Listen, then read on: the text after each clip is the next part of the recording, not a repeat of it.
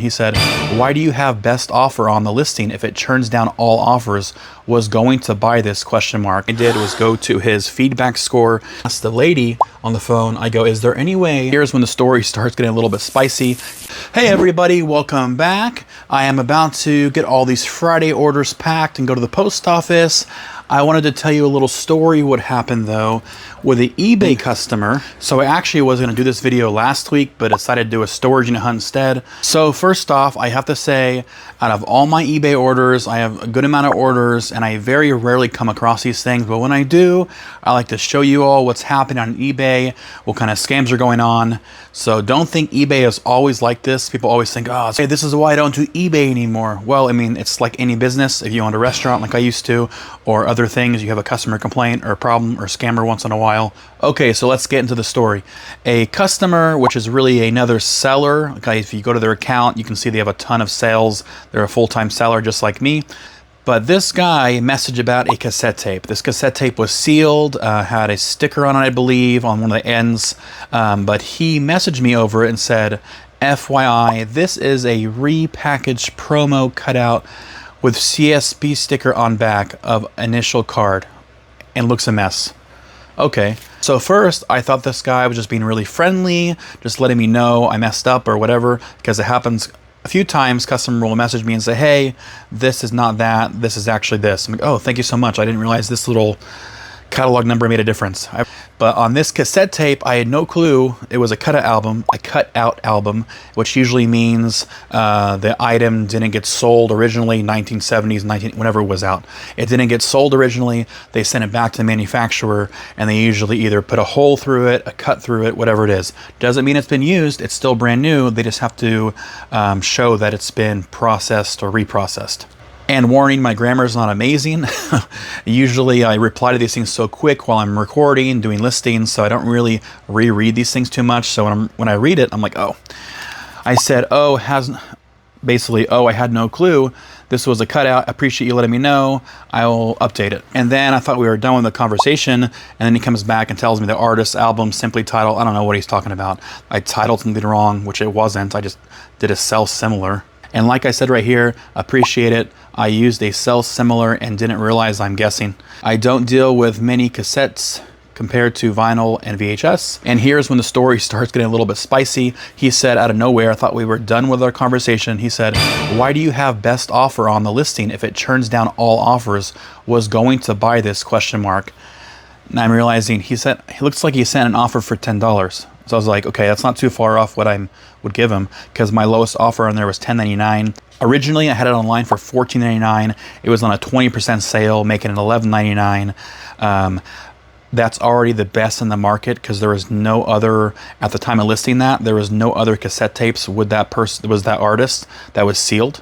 So before replying this time, the first thing I did was go to his feedback score. So I went back to his feedback and I saw that he has a lot of recent bad seller interactions, as in like he's giving other sellers bad feedback, and he sells similar stuff that I sell. So I don't want a bad feedback. So I'm trying to figure out what to do. Should I block him? Should I try to negotiate with him? Should I whatever? I went back on the messages. I didn't see he kept messaging me after our prior conversation. He said, cut out promo, $6, sent offer.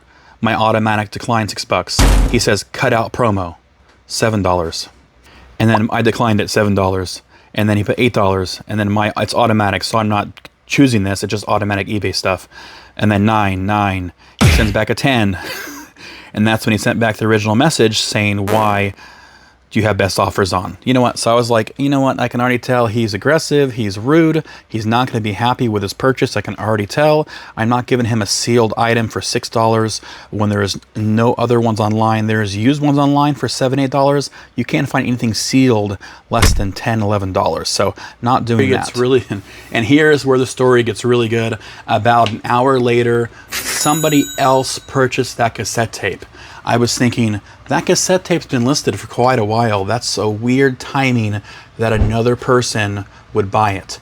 And I was like, this is too weird. I clicked on the person's account.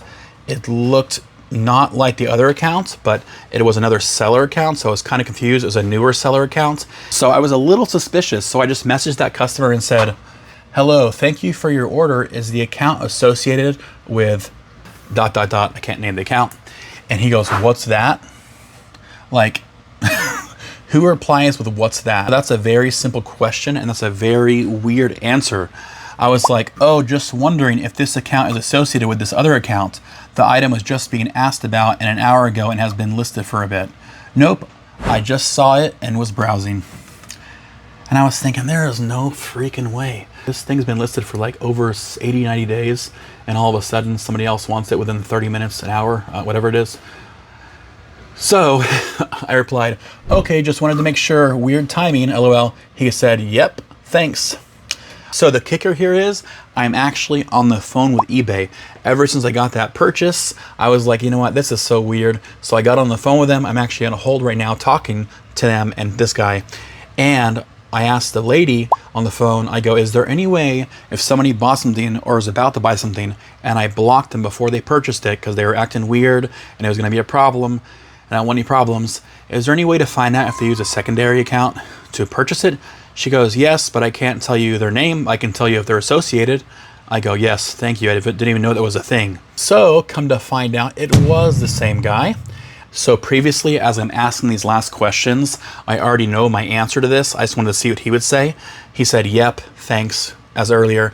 I replied 1 minute later, hello, I'm on the phone with eBay, and unfortunately, they have said you are the same buyer. The way you came off on your messages and your recent negative feedback to other sellers and then lying about this account, per eBay on the phone, once a buyer has been blocked and uses another account to purchase this, it's against our policy. I know I should proofread, but man, it was so vindicating. I was like, oh, thank God.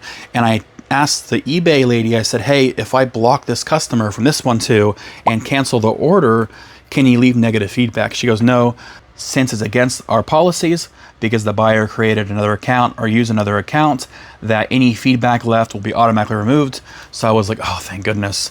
So now the best part is I know a new thing. If a customer who was just looking at an item gets blocked because they're being fishy, they act weird, they have horrible feedback, you can block them and don't worry about bad feedback or them making a second or third account, because you can just call eBay and verify if they're associated, get those blocked, and eventually customer's account will get banned.